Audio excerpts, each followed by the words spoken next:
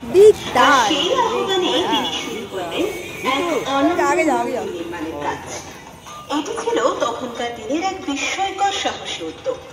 যেখানে কাজ রাজত্ব, সেখানে তিনি করলেন এক সম্পূর্ণ পাথরের মন্দির। এই মন্দিরের প্রতিটি খোদাই, প্রতিটি স্তম্ভ যেন কথা বলে।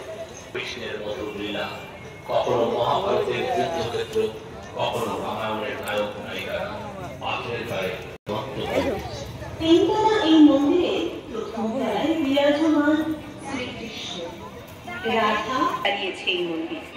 ঠিক যেমন শ্রীকৃষ্ণ যুদ্ধের ময়দানে গীতার বাণী শুনিয়েছিলেন, কর্ম করো, ফলের চিন্তা করো না। কখনো কি ভেবেছেন একটি পাথরের মন্দির শুধু নিঃশব্দ ইট পাথর নয়, বরং শতাব্দীর পর শতাব্দী ধরে মানুষের বিশ্বাস, ভালোবাসা আর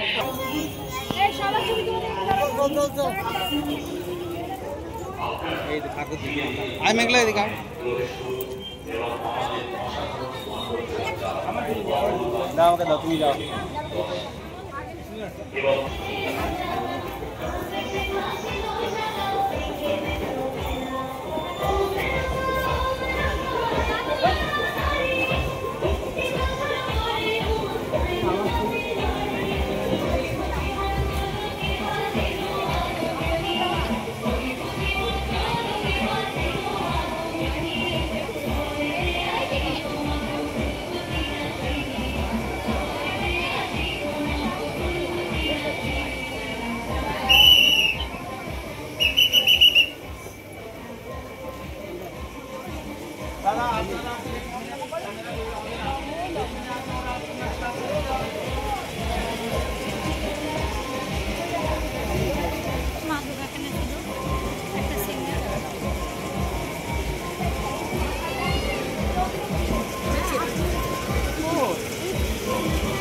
Mego. Mego.